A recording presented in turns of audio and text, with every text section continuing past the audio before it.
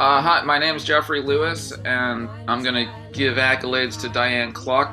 She's a singer-songwriter, whatever that phrase means. She's a creative artist in the field of words and music and performance and sounds that we call songs. And I have all of her records, and I think that her approach to making songs is unique, extremely evocative, and I'm always impressed and interested with what she comes up with. And I think that as an artist, she really brings something to the world of songs and song making that I don't see elsewhere. You are easy to be around, and I scattered them on the ground. I was part of the Sidewalk Cafe open mic scene and the so-called antifolk music scene here in New York City.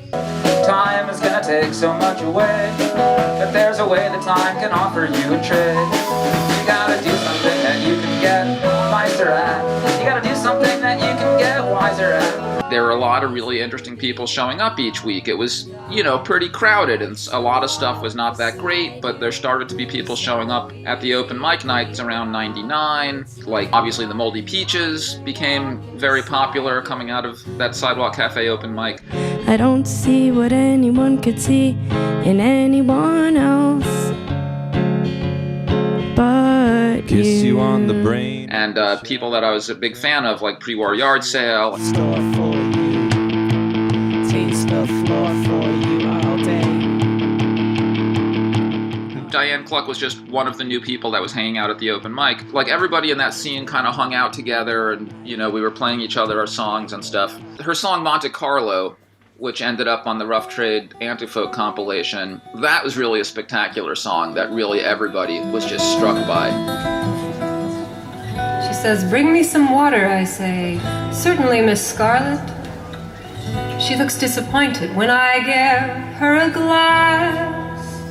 That song is so creepy, and it has this dreamlike quality. The melody, the chords, and the narrative are all so skewed and unusual that it just was so captivating and hypnotizing and transfixing and kind of unsettling. And even the recording of it that appeared on the album, you can tell that she's recording it in her apartment. You sort of hear the street sounds going by, and it just adds to this incredible atmosphere it's just transportive.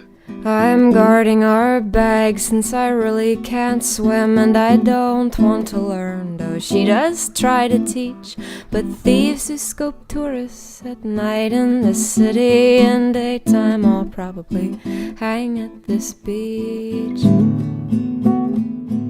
You never know in Monte Carlo. My personal preferences for her songs tend towards some of the more homemade sounds, where she was recording things just in her apartment with something like a 4-track, but she's also made some very professional sounding studio recordings. So I think maybe the album Bone Set is her masterpiece from kind of all directions, regardless of what style or what era of her music. Of a new kind.